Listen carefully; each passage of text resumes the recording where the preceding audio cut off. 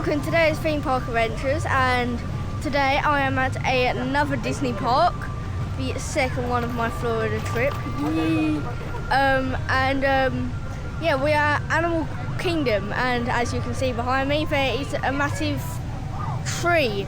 And yeah, if you can't tell by the name, yeah, there's loads of animals in this park, and it has one of the best rides in history, Expedition Everest, because, well, I mean, they built a roller coaster in a mountain. What's not to love? And yeah, looks like a lovely park. So let's jump in, see what all the rides look like. But first, we're heading to Dinosaur.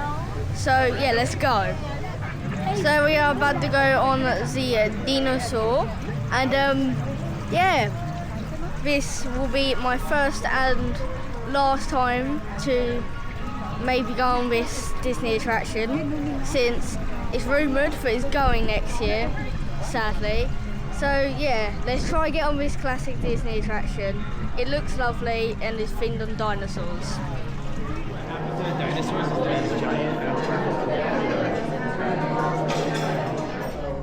Hello there. Oh my God! Welcome to our little trans-dimensional joyride, folks. I'm Dr. Seeger, your friendly controller, and a heck of a paleontologist, if I do say so myself. If I can bring you back from the Cretaceous period, it stands to reason that I can bring back a live dinosaur with you. That is impossibly close to the giant asteroid impact that destroyed most life forms on Earth. Our tools are designed to take you to the early Cretaceous period, and I can assure you that all time rovers have been securely locked on those coordinates. That's right. See? Securely locked. Access denied. Oh, and one more thing. Those locked coordinates. We're in. Now, here's the drill. You follow the homing signal to the Iguanodon. Then I'll enlarge the transport field, and boom, you're back with one additional passenger extra large. And don't worry about that asteroid. You'll be in and out of there before it even breaks the atmosphere. Trust me, what could go wrong? Time travel commencing in T-minus 10 seconds and counting. This is Seeker. Listen up. We've got to get in, grab the Iguanodon, and get out before that asteroid hits. Let's roll!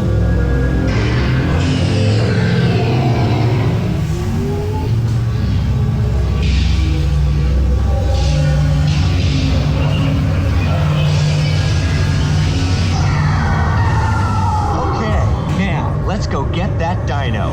Computer, what are you tracking? Styracosaurus. Not our dino. Oleoramus.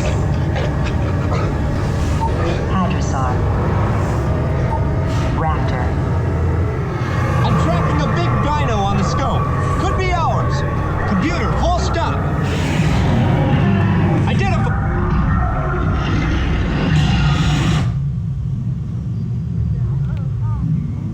Attention time travelers. We are experiencing minor technical difficulties with our Time Rover navigational system. Please remain seated. Our technical staff is working on the problem, and your Time Rover may begin moving at any moment. Your Time Rover vehicle will begin moving momentarily. Identify. Sauropod. Still not our dino, but it'll...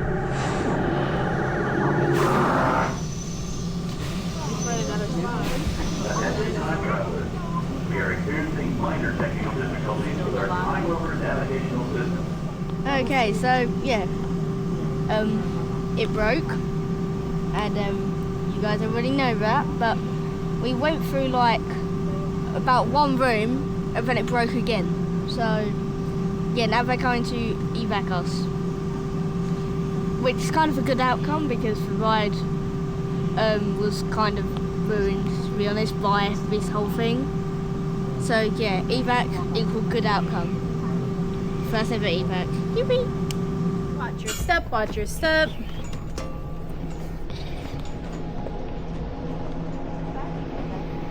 Just watch your step. You can hold on. I mean, the computer didn't even stand that.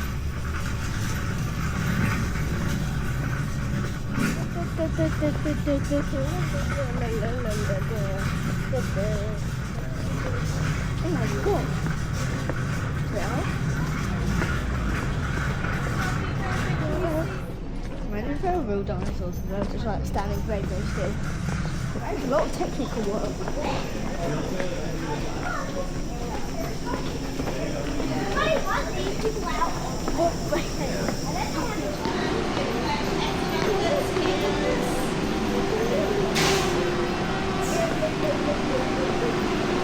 So after that evac on Dinosaur, we are now going on Expedition Everest. This opened in 2006, costing $100 million US. And when you think about that, that is a lot, considering Wickerman Alton Towers only cost £18 million. And like you look at that, that looks amazing. And like, look at this thing. It was the most expensive roller coaster until Hagrid's opened, and yeah, we are going on Hagrid's later in this Florida trip.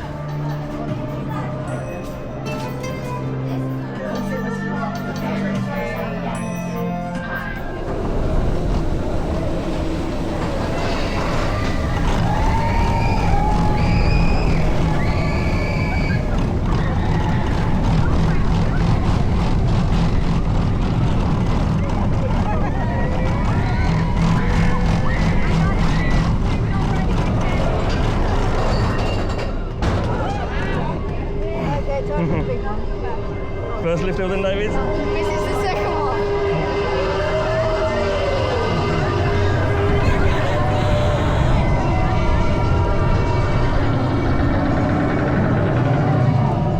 I saw Hollywood Studios.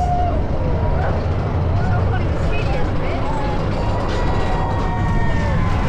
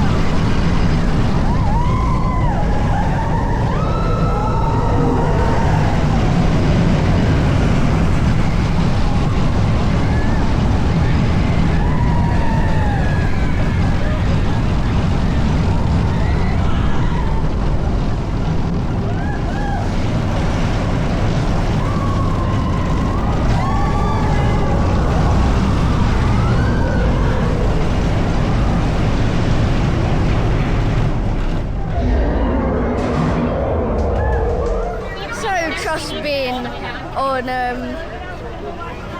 ride that cost $100 million to build, Expedition Everest. It's a great and long coaster, and for a kids coaster, it's very, very thrilling. And like going down some of those drops feels pretty cool, and also like at the top of a big lift hill, I could see Tower of Terror, which was cool.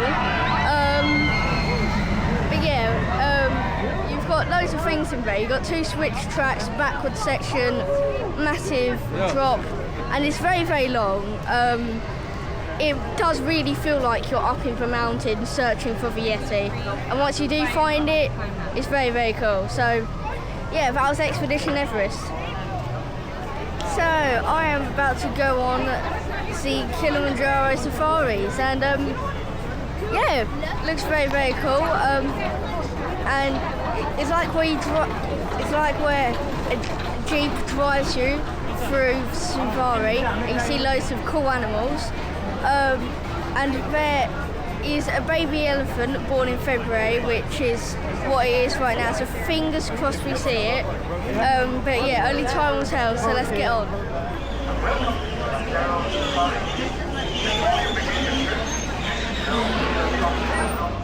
Now So on that right side, moving through the trees towards us, light tan, forest and 12, that one's a greater kudu. Notice the greater kudu does not have any horns. That's because that one is a female. The greater kudu, only the males are going to have horns. So the horns of the male greater kudu get to be about 6 feet long.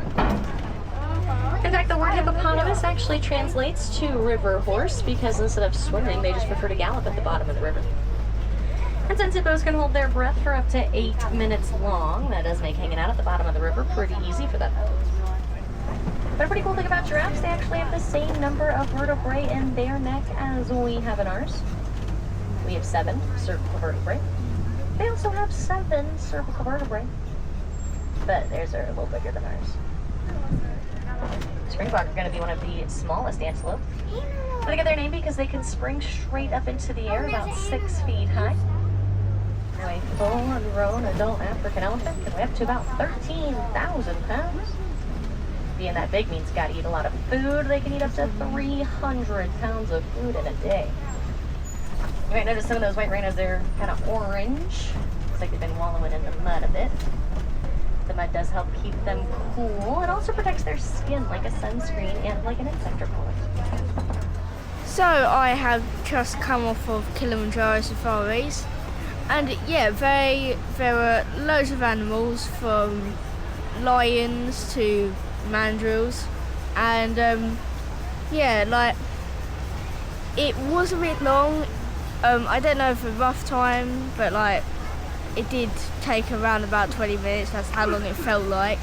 But yeah, they showed off loads of different and very cool animals. Sadly, we didn't get to see the baby elephant. But when we come back here for Parks in 1 Day challenge, it might be there. So let's just keep our fingers crossed then. So yeah, great ride. And it does usually get a long queue, so I recommend waiting till it gets a shorter queue. Yeah, great ride. We are now in the land of Pandora, home of the Avatar. I've never watched Avatar before, so I don't have any comment on any of the rides we're going to do here, except for the theming of the ride experience. We are now going to go on the Navi River Adventure, and let's just note here, the theming looks amazing. I mean, they built a massive, I don't know what it is, but it's tangled in vines and this massive rock statue. Yeah, the theming in this area is absolutely amazing. So yeah, let's jump on. Stop playing this sound.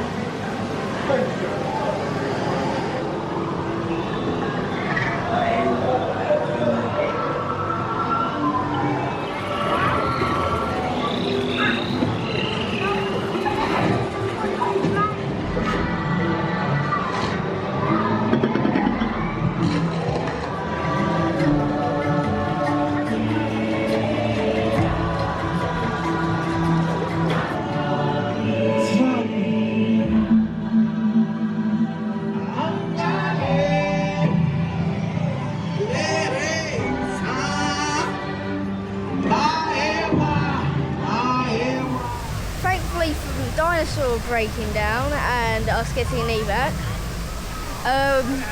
We got some lightning lanes, and we've used it on this ride, and it was a 17-minute wait. It is a boat ride full of amazing theming, and yeah, I do just want to say quickly, I don't think, like in my opinion, I don't think it's worth 17 minutes, to be honest. I would probably do 14 minutes at maximum, like that's just me, but if you want to wait 17 minutes for it, do it if you want. But yeah, the theming in there is absolutely amazing. The animatronics also, like one of them actually felt like it was a real human in a very detailed costume. It was just really good. So the time has come to go on Avatar Flight of Passage. I don't know why, but that sounds like a very hard name to say. But yeah, this is the ride that's mostly on like 130 minutes throughout the day. So Yeah, that's basically what we're doing now. 105-minute queue. Like, I have no idea what this ride experience is. So let's just get on it. Are you ready, David? This is not what I was expecting, but okay.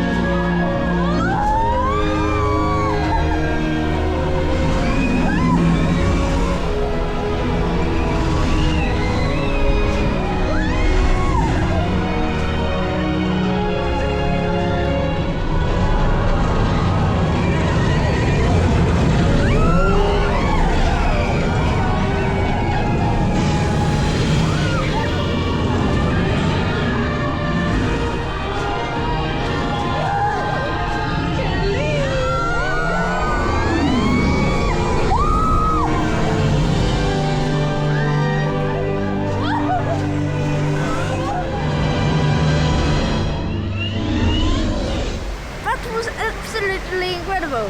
And yeah, queue times, bang on, we got on in about 105 minutes. So yeah, the queue time was never ever wrong. As you can see, it's raining. But yeah, we've got a lovely view behind us. But yeah, thoughts on the ride. It was amazing.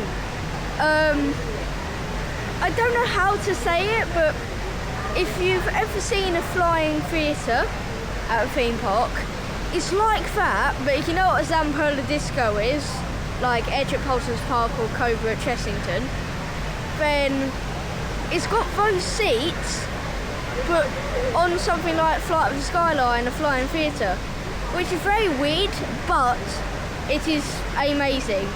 It makes for a more thrilling, a more exciting, and more scary adventure on your whatever it's called.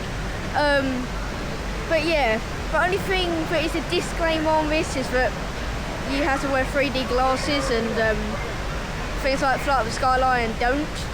So if I adjusted the screen to be a bit more like Flight of the Skyline and remove the 3D glasses, that would be like a 1% away from being almost perfect. Like, great job. Now, it is my favourite time of the day, except for the shining sun. It's night time, well, almost night time, and as you can see behind me, it's getting dark, and Expedition Everest is looking at its finest in the mountains. So yeah, that means we can do a load of night rides for the ones that are outdoors. So let's do it.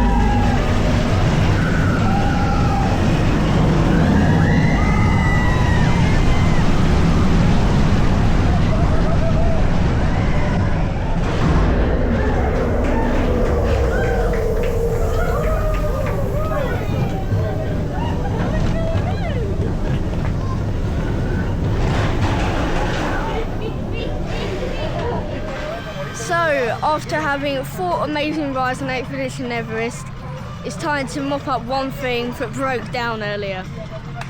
Dinosaur for Redemption. So yeah, for Redemption of Dinosaur, let's see if it doesn't break this time. Dinosaurs will eat our bags, so we need to keep them. Time travel commencing in T-minus 10 seconds and counting.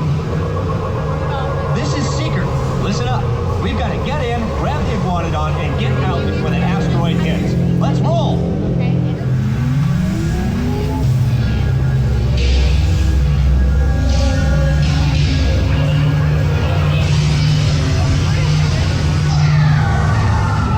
Okay, now let's go get that dino. Computer, what are you tracking? Styracosaurus. Not our dino. Computer, full stop. Identify. Carnotaurus. Definitely not our dino. Go, go, go! And identify. Sauropod. Still not our dino, but at least this one's a vegetarian.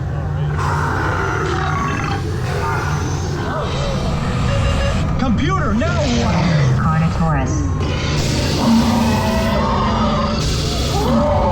That's it! Abort mission! Abort! Abort! Iguanodon. Forget it! Get them out now!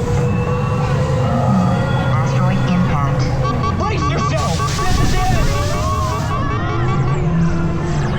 They're not gonna make it! They're not gonna make it! Mission accomplished. You made it! I knew you would, and guess who made it back with you? I better find him before security does. Thanks for everything!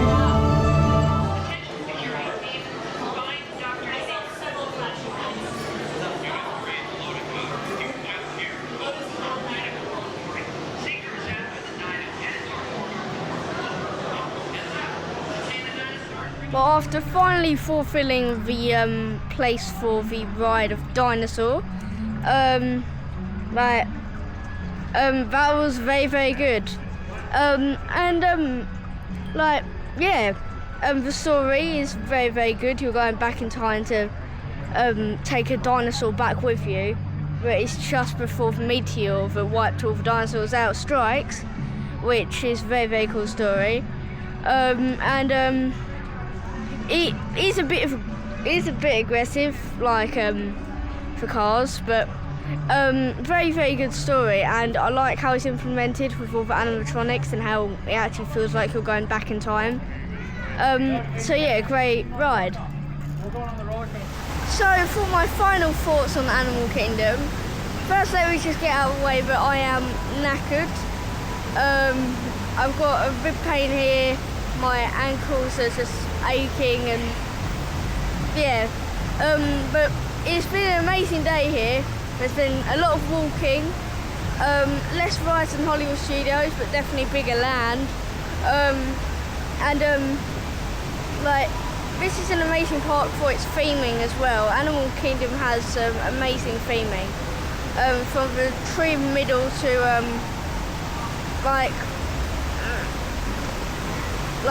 the place of the Avatar, that absolutely amazing, to Mount Everest. Everything about this park is very, very good. Even though it only has one coaster, which is Mount Everest, which I'm quite sad about, since there should be more, and we need more coasters. There are so many great rides in here, such as Avatar Flight of Passage and Dinosaur, which we've just been on. So yeah, this whole park is amazing. Thank you for watching Dave's Theme Park Adventures. I'll see you in the next video.